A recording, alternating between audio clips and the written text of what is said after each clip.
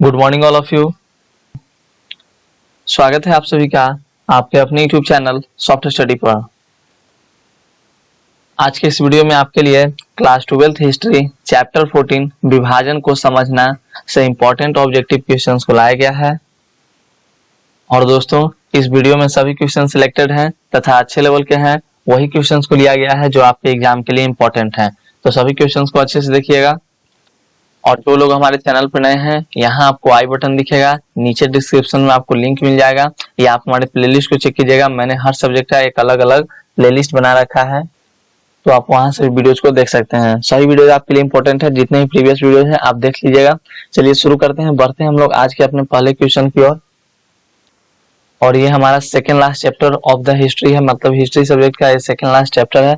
तो चलिए शुरू करते हैं। फर्स्ट जो क्वेश्चन है हमारा पहला प्रश्न, लगभग हर चैप्टर से आपको सिलेक्टेड क्वेश्चंस को करा दिया गया है, तो आप एक भी वीडियोस को मिस मत कीजिएगा, सभी वीडियोस को देख लीजिएगा, क्योंकि सभी क्वेश्चंस आपके लिए इंपॉर्टेंट होंगे जी एग्जाम में। तो चलिए हमारा जो पहला क्वेश्चन है आज का ये रहा आपके सामने।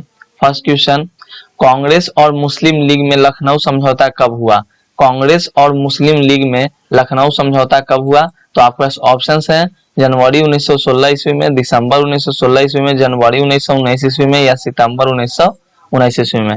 तो फटाफट से जिनको आंसर पता है आंसर कमेंट करेंगे, और जिनको नहीं पता है अच्छे से समझेंगे, क्योंकि आपको मैं जितने भी क्वेश्चंस कराऊंगा फुल्ली कंसेप्ट के साथ कराऊंगा और एडिशनल इंफॉर्मेशन के साथ कराऊंगा। तो चलिए फर्स्ट का आपका जो राइट आंसर हो जाएगा ऑप्शन बी। याद रखिएगा, दिसंबर 1916 ईस्वी में कांग्रेस और मुस्लिम लीग में लखनऊ समझौता हुआ था। याद रखिएगा, लखनऊ समझौता कब हुआ था कांग्रेस और मुस्लिम लीग में? तो दिसंबर 1916 ईस्वी में। फ्रेंड्स, ये सब क्वेश्चन आपके एग्जाम के लिए बहुत ही इंपॉर्टेंट है। और दिसंबर 1916 में भारतीय राष्ट्रीय कांग्रेस और अखिल भारतीय मुस्लिम लीग द्वारा किया गया समझौता है, जो कि दिसंबर 1916 में हुआ था, जिसे आप लोग लखनऊ समझौता के नाम से जानते हैं। 29 दिसंबर 1916 को लखनऊ अधिवेशन में भारतीय राष्ट्रीय कांग्रेस द्वारा ये मतलब इसको किया गया था, तो याद रखिएगा। चलिए बढ़ते हैं हम लोग पहले सेकंड क्वेश्चन की ओर। हमारा जो सेकंड क्वेश्चन है, क्वेश्चन 2, शुद्धि आंदोलन जिस संस्था या संगठन ने चलाया वह था। शुद्धि आंदोलन के बारे में भी आपको फुल जानकारी होनी चाहिए, क्योंकि ये भी आपके एग्जाम के लिए इंपॉर्टेंट है, और इसे क्वेश्चन आपके एग्जाम में आते ही हैं सब्जेक्टिव में, तो याद रखिएगा। शुद्धि आंदोलन जिस संस्था या संगठन ने चलाया वह था। आपके पास ऑप्शन है ब्रह्म समाज, आर्य समाज, यंग बंगाल आंदोलन, या इनमें से कोई नहीं। तो मैं आपको बता दूं कि शुद्धि आंदोलन जो था स्वामी श्रद्धानंद ने चलाया था। तो स्वामी श्रद्धानंद किस समाज से थे अब आपको बताना है। तो सेकंड का राइट आंसर आप लोग बताइए। बहुत मैंने हिंट्स आपको दिया। शुद्धि आंदोलन जिस संस्था या संगठन ने चलाया वह था, आपका ऑप्शन है ब्रह्म समाज, आर्य समाज, यंग बंगाल आंदोलन, इनमें से कोई नहीं। तो सेकंड का आपका राइट आंसर हो जाएगा ऑप्शन बी, आर्य समाज। याद रखिएगा, जैसा कि मैंने आपको बताया, जो शुद्धि आंदोलन था, शुद्धि आंदोलन किसने चलाया था? स्वामी श्रद्धानंद ने। 11 फरवरी 1923 को स्वामी श्रद्धानंद ने भारतीय शुद्धि सभा की स्थापना और शुद्धि का कार्य आरंभ किया था। शुद्धि का मुख्य उद्देश्य जो था, ये शुद्धि आप लोग देख रहे हैं, शुद्धि का मुख्य उद्देश्य था धार्मिक था, न कि राजनैतिक। हिंदू समाज में समानता उनका लक्ष्य था। तो इस तरह से आप लोग याद रखेंगे। अगर आपके एग्जाम में लिखने के लिए भी आता है तो आप अच्छे से इस पर 4 लाइन लिख सकते हो। और मैं आपको बता दूं कि अगर आपने 4 लाइन अच्छे से लिख दिया तो आपको फुल में फुल मार्क्स मिल जाएंगे। चलिए बढ़ते हैं हम लोग अगले क्वेश्चन की ओर। हमारा जो अगला क्वेश्चन है क्वेश्चन 3, हिंदू महासभा की स्थापना किस वर्ष हुई थी? हिंदू महासभा की स्थापना किस वर्ष हुई थी? एक हिंदू अखिल भारतीय महासभा है और एक हिंदू महासभा। तो हिंदू महासभा की स्थापना कब हुई थी दोस्तों? तो याद रखिएगा, हिंदू महासभा की स्थापना जो हुई थी, आपका option be the right answer, 1915 ईस्वी में। 1915 ईस्वी में। और स्वामी श्रद्धानंद के बारे में मैंने ऊपर क्वेश्चन में आपको बताया था, तो आप लोग याद रखिएगा, आर्य समाज के जो थे वो सन्यासी थे स्वामी श्रद्धानंद, और शुद्धि आंदोलन के संस्थापक थे। नेक्स्ट क्वेश्चन हमारा क्वेश्चन 4, मुस्लिम लीग ने अपनी पाकिस्तान निर्माण संबंधी मांग का प्रस्ताव जिस वर्ष सर्वप्रथम किया था वह था। अच्छे से समझिए क्वेश्चन को। क्वेश्चन बहुत सिंपल सा है और इसका आंसर आप लोग को देना होगा। मुस्लिम लीग ने अपनी पाकिस्तान निर्माण संबंधी मांग का प्रस्ताव जिस वर्ष सर्वप्रथम किया था वह था। तो मुस्लिम लीग ने अपनी पाकिस्तान निर्माण संबंधी का मांग कब किया था? तो याद रखिएगा 4 का भी आपका सही आंसर होने वाला है, option be the right answer, 1940 ईस्वी में। दोस्तों, ये 1940 ईस्वी में ही मुस्लिम लीग ने अपनी पाकिस्तान निर्माण संबंधी मांग का प्रस्ताव सर्वप्रथम किया था। एक तरह से आप कह सकते हैं कि यही वो दिन था जब भारत के विभाजन की नींव पड़ी थी। इसी दिन 1940 में ऑल इंडिया मतलब कि 1940 ईस्वी में ही ऑल इंडिया मुस्लिम लीग ने अपने लाहौर अधिवेशन में भारत से अलग होकर पाकिस्तान नाम के अलग मुस्लिम देश बनाने का प्रस्ताव पारित किया था। तो याद रखिएगा 1940 ईस्वी में। बढ़ेंगे हम लोग अगले क्वेश्चन की ओर। हमारा जो अगला क्वेश्चन है, देखिए मेरा शुरू से ही ये कंसेप्ट है, मेरा शुरू से ही ये मतलब रहा है कि आप लोगों को जितने भी क्वेश्चंस को मैं कराऊं फुल्ली डिस्कस के साथ कराऊं, एडिशनल इन्फॉर्मेशन के साथ कराएं, ताकि सब्जेक्टिव में ना होकर ताकि ऑब्जेक्टिव में ना होकर सब्जेक्टिव में भी इस क्वेश्चन को पूछा जाए तो आप अच्छे से उसमें डील कर सकें, अच्छे से सभी क्वेश्चन का आंसर दे सकें। सब्जेक्टिव ऑब्जेक्टिव क्वेश्चंस कराते कराते ही आपकी जो होती है वो सब्जेक्टिव की तैयारी हो जा रही है। और यकीन मानिए जितने भी मैं आपको शॉर्ट टर्म्स बताता हूँ, छोटे छोटे जो पॉइंट बताता हूँ, ये सब अपने आप में एक क्वेश्चन होता है कि स्पेशल सा क्वेश्चन होता है, तो अच्छे से सभी क्वेश्चंस को देखिएगा। तो चलिए पांचवा जो क्वेश्चन है हमारा, फ्रंटियर या सीमांत गांधी किसे कहा जाता था? फ्रंटियर या सीमांत गांधी किसे कहा जाता था? तो याद रखिएगा आपका 5 का राइट आंसर हो जाएगा option A the right answer, Khan Abdul Ghaffar Khan. जिनका भी आंसर आ रहा है बिल्कुल सही है, बिल्कुल सही। आप लोग इसी तरह से कमेंट करते चलेंगे, आंसर को बताते चलेंगे। तो फ्रंटियर या सीमांत गांधी किसे कहा जाता था? तो खान अब्दुल गफ्फार खान को। चलिए नेक्स्ट जो क्वेश्चन है हमारा क्वेश्चन 6, लीग ने प्रत्यक्ष कार्यवाही दिवस मनाने का ऐलान मतलब घोषणा किया था। कब किया था? लीग ने प्रत्यक्ष कार्यवाही दिवस मनाने का ऐलान कब किया था? तो 6 का आपका राइट आंसर हो जाएगा ऑप्शन ए। याद रखिएगा 6 का राइट आंसर आपका हो जाएगा ऑप्शन ए। 16 अगस्त 1946 ईस्वी को लीग ने प्रत्यक्ष कार्यवाही दिवस मनाने का ऐलान किया था। इस तरह से आप लोग याद रखेंगे। और मैं आपको बता दूं प्रत्यक्ष कार्यवाही जो दिवस है वो 16 अगस्त 1946 को किसके द्वारा मनाया गया था? तो मुस्लिम लीग के द्वारा।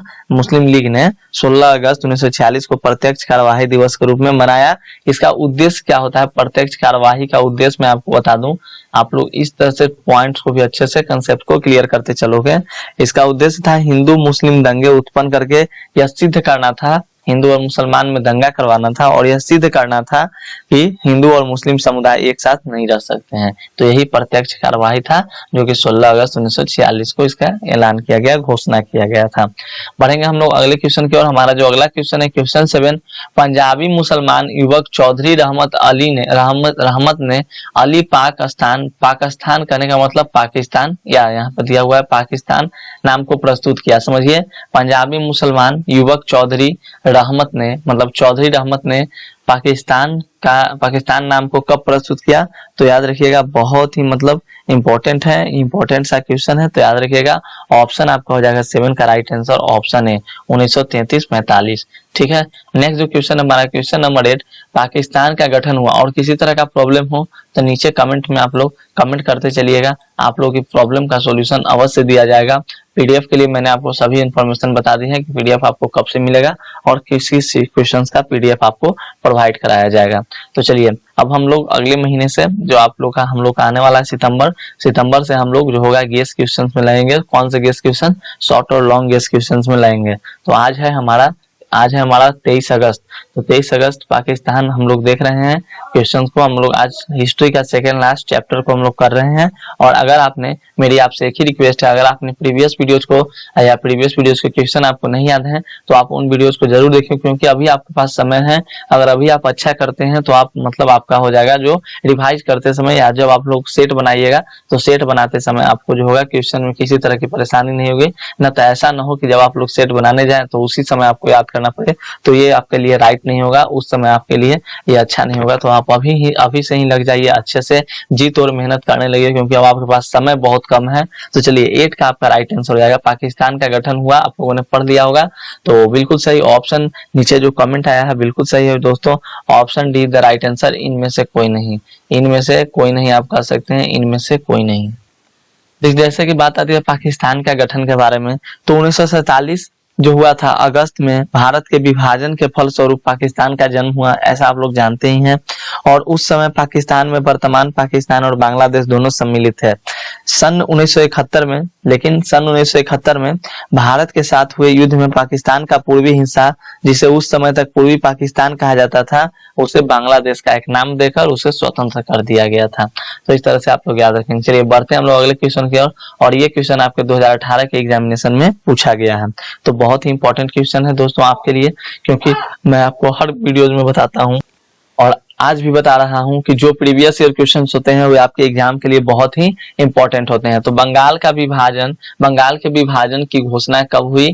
तो अभी मैंने आपको बताया बांग्लादेश के बारे में कि बांग्लादेश का जो हुआ था 1971 में बांग्लादेश को पूर्वी पाकिस्तान से बांग्लादेश के रूप में उसका नामकरण कर दिया गया था, उसे स्वतंत्र कर दिया गया था। अब बात आती है बंगाल के विभाजन की। तो बंगाल के विभाजन की घोषणा कब हुई थी? तो याद रखिएगा बंगाल के विभाजन की घोषणा हुई थी 19 जुलाई 1905 को। यानी ऑप्शन है जिनका जिनका है बिल्कुल सही, ऑप्शन है जिनका जिनका है बिल्कुल सही, बिल्कुल सही राइट आंसर है आप लोगों का। और नीचे जो जितने भी बच्चे आप लोग पढ़ रहे हैं कमेंट कर रहे हैं बिल्कुल सही है। सुधीर कुमार का कल जो हुआ था वो सही हुआ था लगभग। कितना क्वेश्चन था जी कल वाले में? तो उनका मात्र एक गलत हुआ था। तो बहुत अच्छा आप लोग इसी तरह से, वो नए स्टूडेंट है हमारे चैनल के, तो बहुत अच्छा इसी तरह से आप लोग बने रहेंगे। और हमारे जो पुराने स्टूडेंट है जो चैनल पे बहुत दिनों से शुरुआत से ही बने हुए हैं, शुरू से ही बने हुए हैं, वो लोग तो अब मतलब उन लोगों का जो लाजवाब, उन लोग का बात ही नहीं क्या बात है। वे लोग बहुत मतलब अच्छे से अपनी प्रिपरेशन को कर रहे हैं, उनका जो परफॉर्मेंस भी बहुत अच्छा आता है। तो मैं टेस्ट भी लगाऊंगा तो आप लोग को टेस्ट में पता चलेगा कि इनका कितना मार्क्स आ रहा है। और लास्ट में आप लोग कमेंट कर दिया कीजिएगा जिनको पता रहे कि हाँ आपका कितना में कितना सही हुआ। इससे हमें पता चल जाता है कि हाँ मतलब कि कौन से बच्चे अत्यधिक मेहनत कर रहे हैं। तो आप लोग मतलब लास्ट में अगर हो सके तो आप लोग कमेंट जरूर कर दीजिएगा कितना में कितना सही आपका हुआ। नंबर ऑफ क्वेश्चन आप लोग अपने से कर लीजिएगा, और वो भी मतलब कोई अपने से चीट नहीं करेगा, सभी लोग अच्छे से करेंगे। तो मैं आपको कहाँ थे हम लोग? हाँ, हम लोग थे बंगाल के विभाजन की घोषणा के बारे में। तो 19 जुलाई 1905 को बंगाल के विभाजन की घोषणा की गई थी और भारत के तत्कालीन वायसराय कर्जन के द्वारा यह किया गया था। याद रखिएगा, ये भी आपको याद रखना है, कर्जन ने ही बंगाल के विभाजन की घोषणा की थी। एक मुस्लिम जो था बहुल प्रांत का सृजन करने के उद्देश्य से ही भारत के बंगाल के दो भागों में बांट दिए जाने का निर्णय लिया गया था। बंगाल विभाजन 16 अक्टूबर 1905 से प्रवाही हुआ। 19 जुलाई को इसका क्या किया गया था? तो घोषणा किया गया और 16 अक्टूबर 1905 से इसको प्रभावी हो गया, मतलब बंटवारा। नेक्स्ट जो क्वेश्चन है क्वेश्चन 10 हमारा, अभी आपने इस क्वेश्चन को देख लिया था। क्वेश्चन नंबर 10 है पाकिस्तान शब्द किसने दिया? बहुत ही इंपॉर्टेंट क्वेश्चन, और उम्मीद करता हूं कि आप लोगों को क्वेश्चन अच्छे से क्लियर स्पष्ट रूप से दिखाई दे रहा होगा क्योंकि इतना मैंने जूम कर रखा है।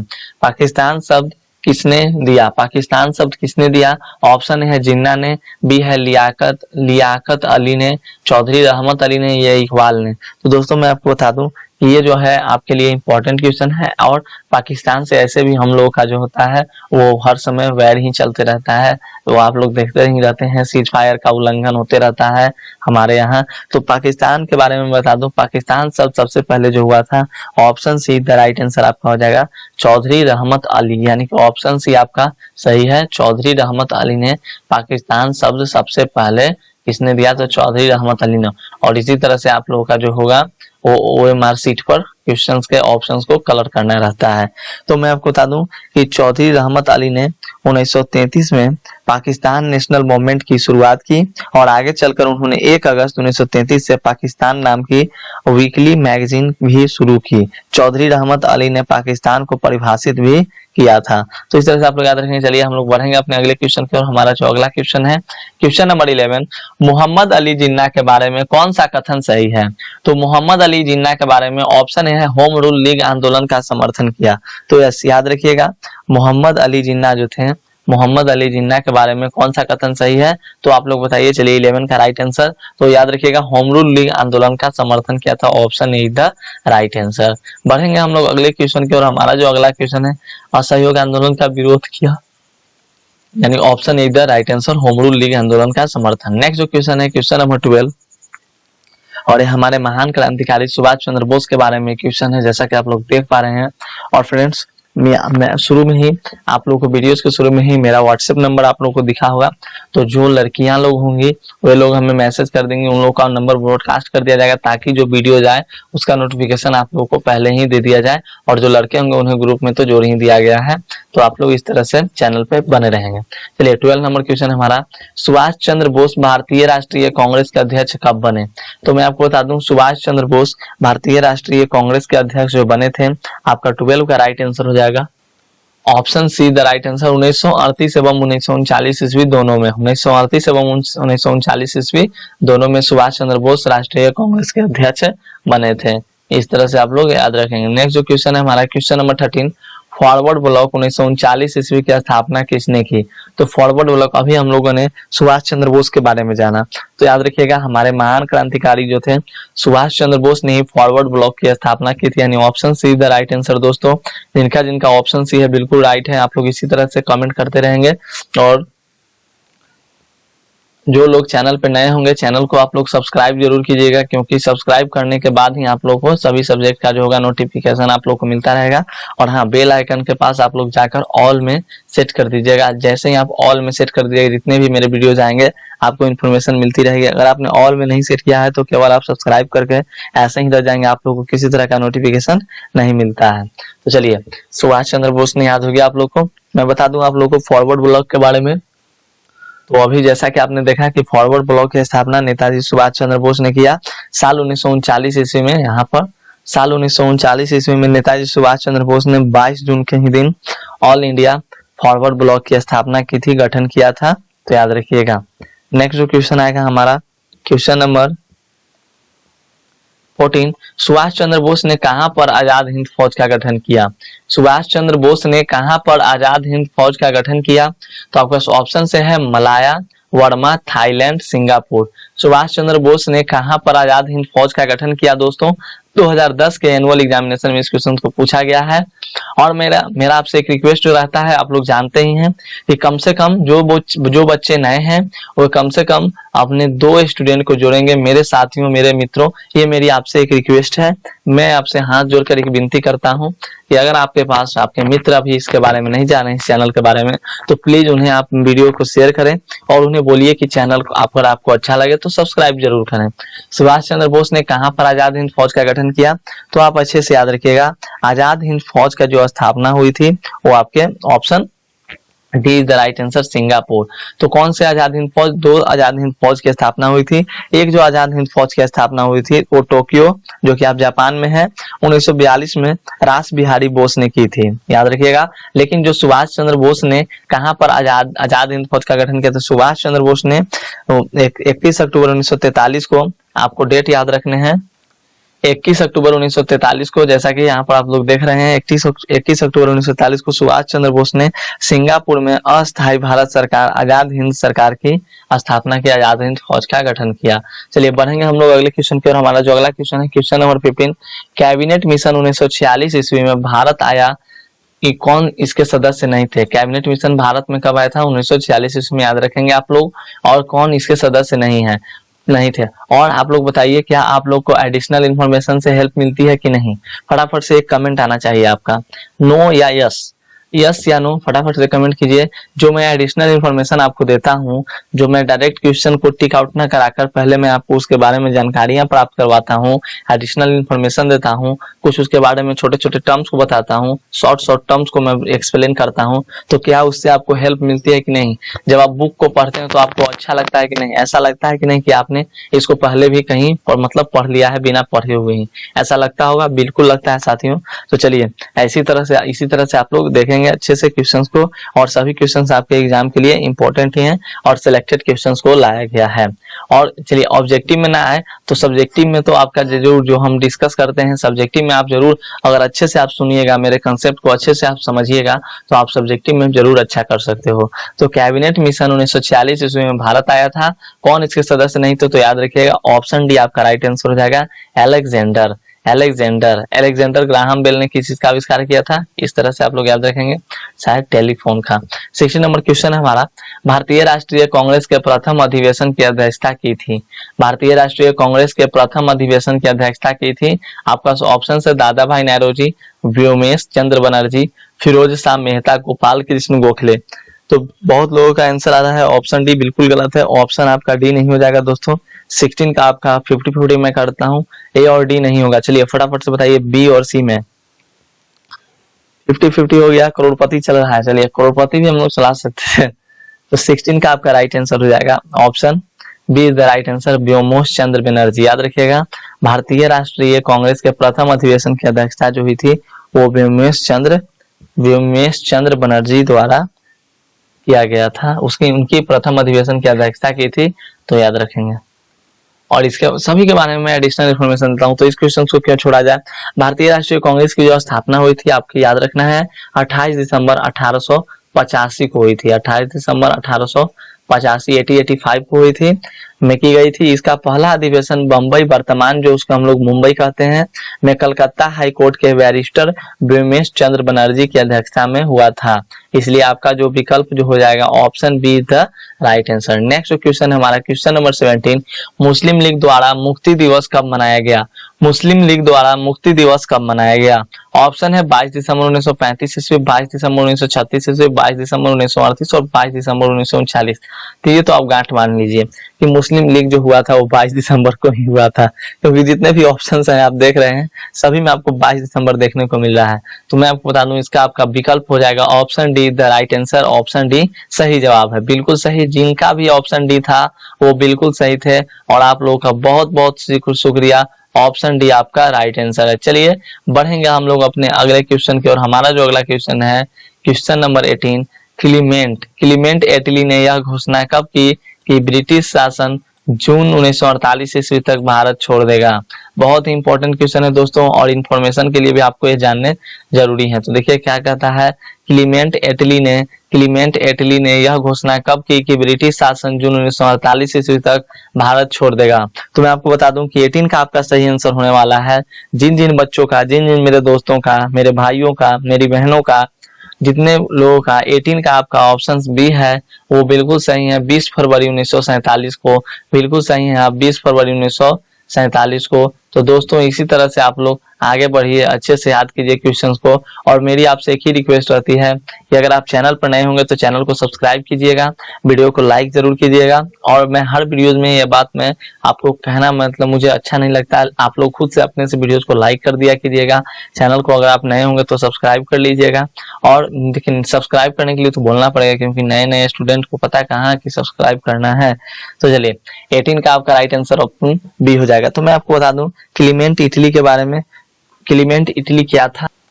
तो क्लीमेंट इटली जो थे वो ब्रिटेन के तत्कालीन प्रधानमंत्री थे और इन्होंने 30 जून 1948 तक ब्रिटेन की गुलामी से आजाद करने की घोषणा की थी। मतलब आप अच्छे से समझिए क्या मतलब मैं कहना चाहता हूँ।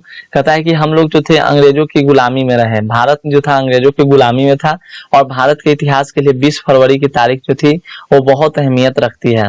इसी तारीख को 1947 में 1947 आप लोग देख पा रहे हैं 1947 में ब्रिटेन के तत्कालीन प्रधानमंत्री जो क्लीमेंट इटली, यहाँ जो नाम आया है क्लीमेंट इटली ने भारत को 30 जून 1948 तक ब्रिटेन की गुलामी से आजाद करने की घोषणा की थी। हालांकि हमारा जो भारत था वो कब आजाद हो गया था, तो 15 अगस्त यानी कि 14 अगस्त की रात को, यानी हम लोग कह सकते हैं 15 अगस्त 1947 को ही हमारा जो भारत था वो स्वतंत्र हो गया था। और इसी दिन आजाद जो हो गया था हमारा भारत स्वतंत्र हो गया था। हम लोगों ने अंग्रेजों की मतलब सत्ता से हम लोग चुंगल से बाहर आ गए थे। नेक्स्ट जो क्वेश्चन है क्वेश्चन नंबर 19, भारत छोड़ो आंदोलन के समय गांधी जी के बारे में यह घोषणा किसने की कि जब दुनिया में हम हर कहीं जीत रहे हैं, ऐसे वक्त में एक कमबख्त बुढ़े के सामने कैसे झुक सकते हैं जो हमेशा हमारा दुश्मन रहा है। तो याद रखिएगा इसका भी आपका राइट आंसर होने वाला है दोस्तों।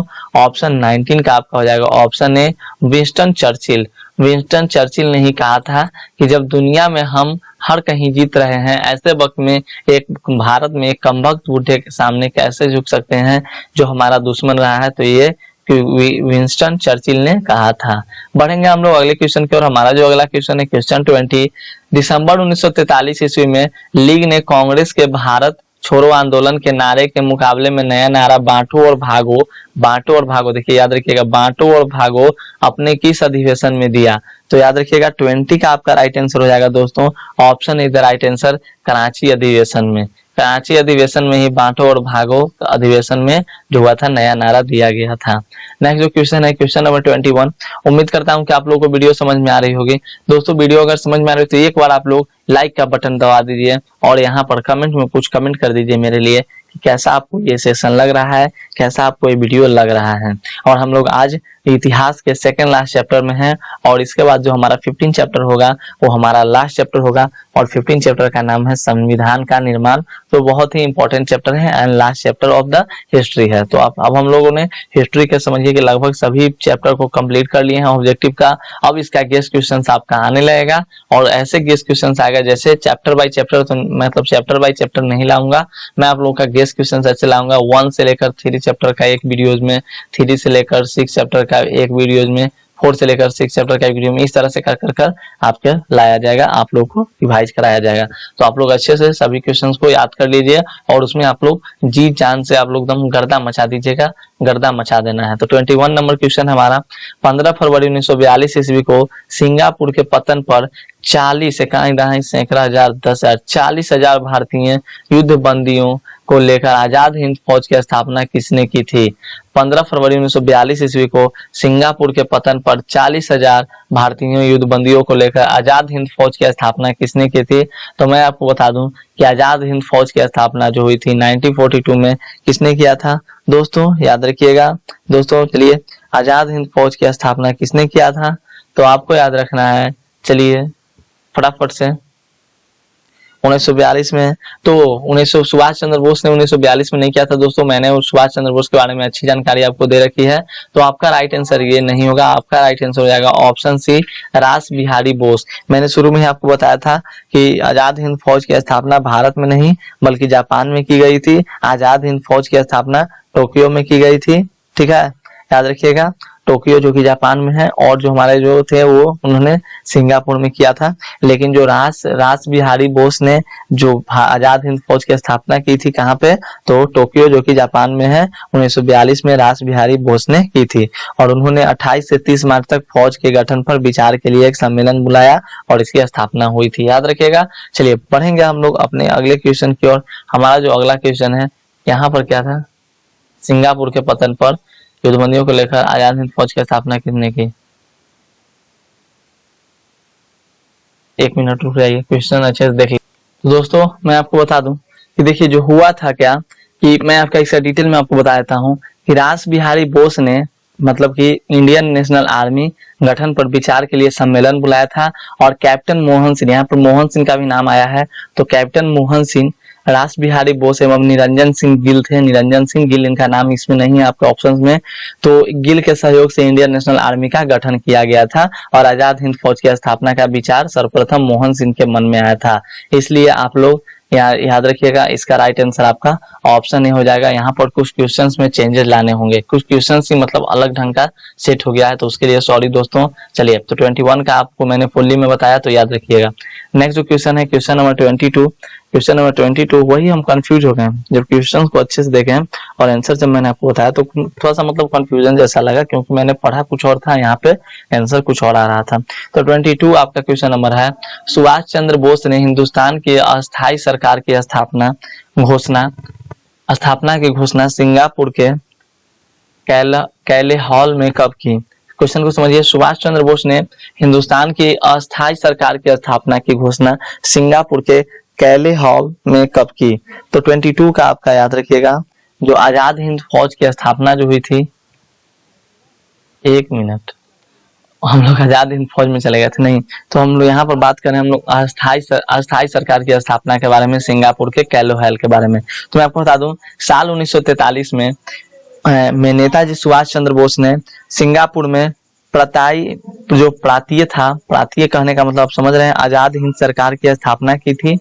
यहाँ पर जो अस्थायी आप कह रहे हैं, और इस सरकार को जापान, जर्मनी, इटली और उसके तत्कालीन सहयोगी देशों का समर्थन मिलने के बाद भारत में अंग्रेजों की हुकूमत से जड़ें हिलने लगी थी। ये सरकार 1940 में के दशक में भारत के बाहर ब्रिटिश शासन के खिलाफ एक राजनीतिक आंदोलन था। तो याद रखिएगा, मैंने इसका डेट भी आपको बताया। तो 22 का आपका राइट आंसर हो जाएगा दोस्तों ऑप्शन सी, 2 अक्टूबर 1943, बिल्कुल सही मित्रों। नेक्स्ट जो क्वेश्चन है हमारा क्वेश्चन नंबर 23, भारतीय स्वतंत्रता अधिनियम कब बना? भारतीय स्वतंत्रता अधिनियम कब बना? तो 2017 में इस क्वेश्चन को पूछा गया दोस्तों। तो भारतीय स्वतंत्रता अधिनियम जो था वो आपका 23 का सही आंसर हो जाएगा ऑप्शन है 4 जुलाई 1947 को भारतीय स्वतंत्रता अधिनियम बना था? तो याद रखिएगा 4 जुलाई 1947 को भारतीय स्वतंत्रता अधिनियम इंडियन इंडिपेंडेंस एक्ट बना था, जो को यूनाइटेड किंगडम के पार्लियामेंट में पेश किया गया था। इस अधिनियम के तहत ब्रिटेन जो हमारा जो शासित भारत के 2 स्वतंत्र उपनिवेशों भारत तथा पाकिस्तान में विभाजित किया गया था। तो आप लोग को यह भी पता चल गया कि कब पाकिस्तान को विभाजित किया था। यहाँ पर जो क्लियर कंसेप्ट है आपके सामने। तो भारतीय स्वतंत्रता अधिनियम कब बना? 4 जुलाई 1947 ईस्वी को, याद रखिएगा। नेक्स्ट जो क्वेश्चन है हमारा क्वेश्चन नंबर 24, 15 अगस्त 1947 ईस्वी को जब भारत स्वतंत्र हुआ उस समय ब्रिटेन में किस पार्टी की सरकार थी? 15 अगस्त 1947 ईस्वी को जब भारत स्वतंत्र हुआ उस समय ब्रिटेन में किस पार्टी की सरकार थी? मैं आपको बता दूं उस समय जो ब्रिटेन में थी आप लोगों का लेबर पार्टी का अधिकार था, लेबर पार्टी की सरकार थी, यानी option A the right answer 24 का ऑप्शन ए हो जाएगा मित्रों। 24 का ऑप्शन ए हो जाएगा लेबर पार्टी। तो आप लोग अच्छे से याद रखेंगे। चलिए बढ़ते हम लोग अगले क्वेश्चन के। हमारा अगला क्वेश्चन है सीधी कार्रवाई की धमकी किसने दी? सीधी कार्रवाई की धमकी किसने दी? तो 25 का राइट आंसर हो जाएगा आपका ऑप्शन बी। सीधी कार्रवाई की धमकी जो थी मुस्लिम लीग ने दी थी, मुस्लिम लीग ने दी थी सीधी कार्रवाई की धमकी। नेक्स्ट जो क्वेश्चन है क्वेश्चन नंबर 26, सांप्रदायिक समस्या सुलझाने हेतु कौन सा फार्मूला प्रस्तुत किया गया? सांप्रदायिक समस्या कहने का मतलब आप लोग समझ रहे हैं। सांप्रदायिक समस्या सुलझाने हेतु कौन सा फार्मूला प्रस्तुत किया गया? ऑप्शन ए है Nehru formula, league formula, Rajagopalachari formula या टैगोर फार्मूला। तो 26 का आपका सही आंसर हो जाएगा ऑप्शन सी, याद रखिएगा राजगोपालचारी फार्मूला। और राजगोपालचारी फार्मूला के बारे में मैं कुछ बातें आपको बताता हूं जो कि आपके लिए इंपॉर्टेंट है।